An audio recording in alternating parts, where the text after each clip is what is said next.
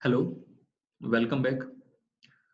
To understand the historical background of steel, we have to we have to go back to the earlier civilization time when human used to live in caves, and most of the time they used to spend in the shade of trees, and then gradually they learned to use naturally occurring materials such as stone, timbers, mud, and natural fibers, basically to construct the houses. The same with some more development, the human followed the process of brick making. With some more development, they learned how to make glass, how to work with glass, and how to work with metal work. So from these early beginnings, the modern materials such as steel manufacturing industry developed.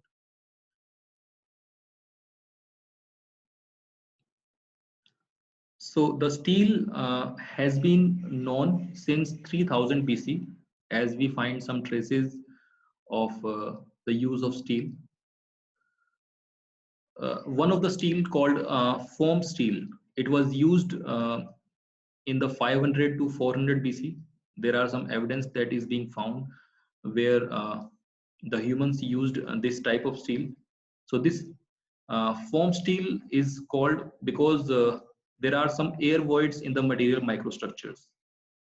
Similarly, in India, the Ashoka pillar and the Puri temples joint, the iron joints used in the Puri temples, they are also more than 1500 years old. And this use basically demonstrate that this know-how process of steel manufacturing or steel uh, was available before the modern blast furnace technology, which was basically developed in 1350 AD.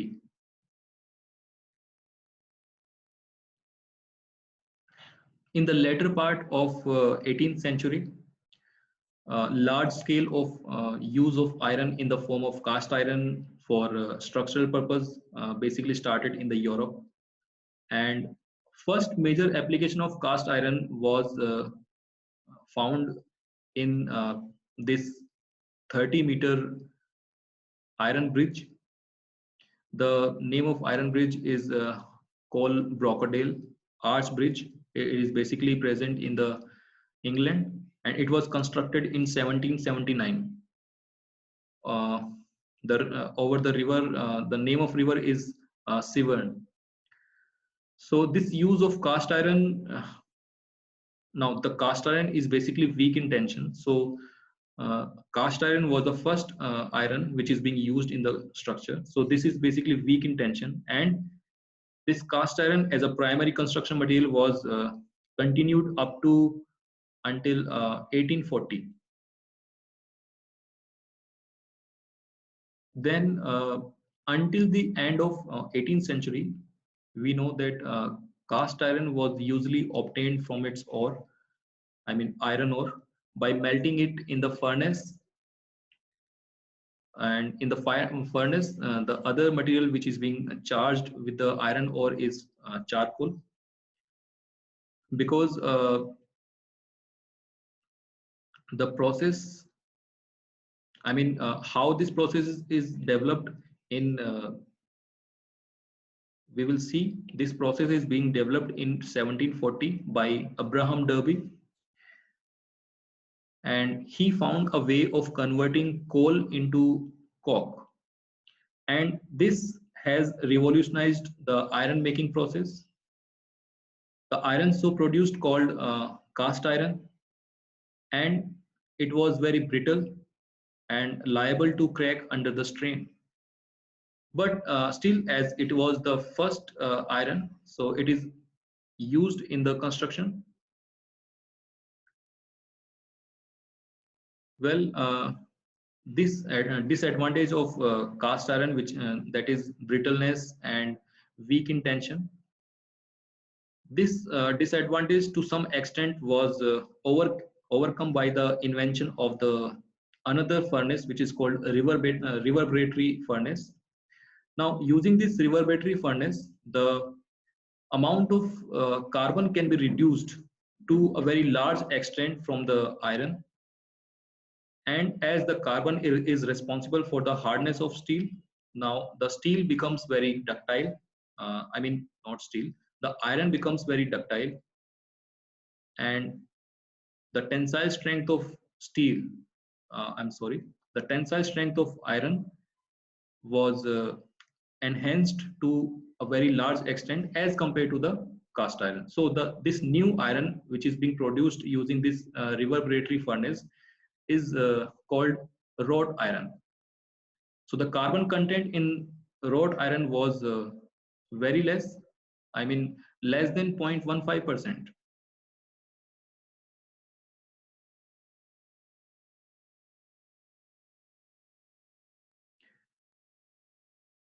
During 1829, the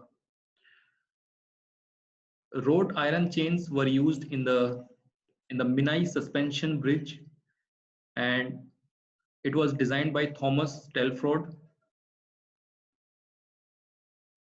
And nowadays, these chains are basically replaced by steel. Also, Robert Stephenson designed the bridge. There you can see he has designed the bridge using the wrought iron. It was in the use until around the 19th century. It was actually demolished, not demolished. It is basically destroyed because of the fire. So until that period, it was basically constructed using the wrought iron.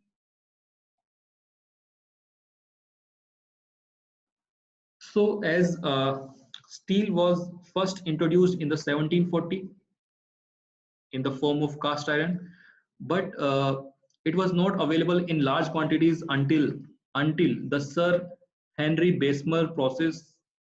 Bessemer he was from the England. He has invented the process called the Bessemer steel process, and in 1865 the company Siemens and Martin, they have invented the other process of steel making, which is called open hearth process.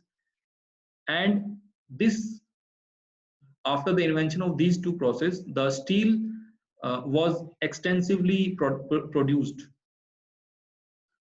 The steel was extensively produced using these two processes. And after that, we see most of the structures that are present in the world now, they are basically constructed after 1870. Now, in case if you can take example of Eiffel Tower, it was constructed in around 1890, and most of other bridges were also constructed in that period because of the invention of these two processes, and they made easy to produce the steel. There you can see it is found that this fourth bridge is the first bridge which is being constructed using the modern steel.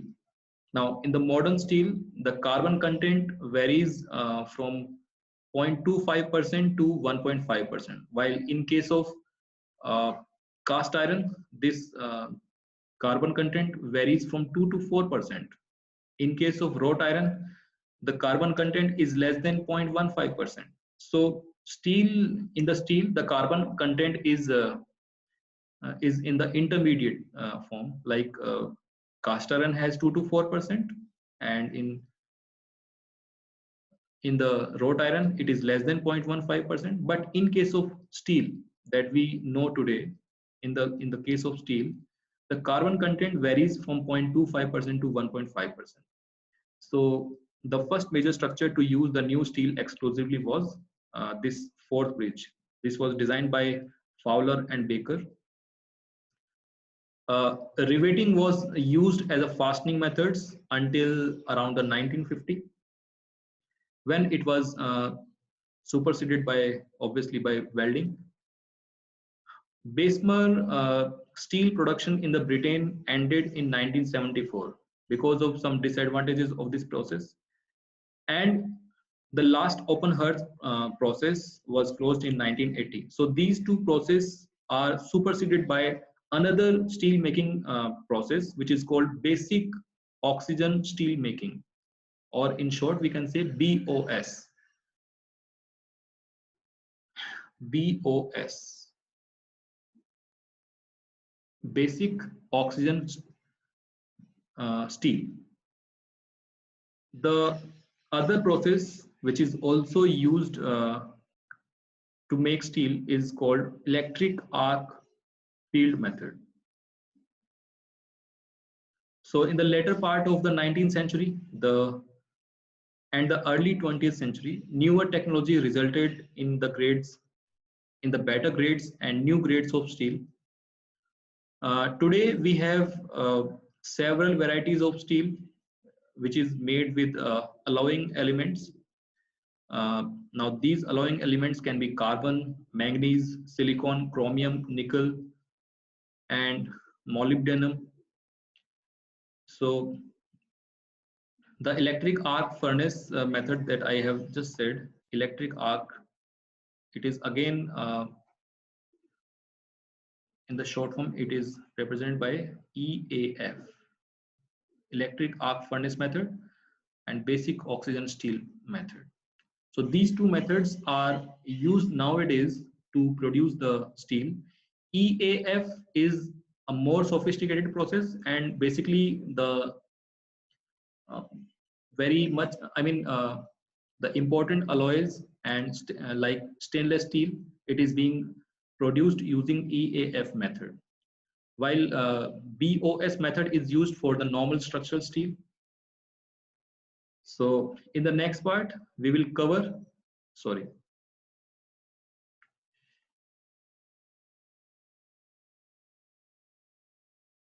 So in the next part, we will cover briefly the iron and steel making process.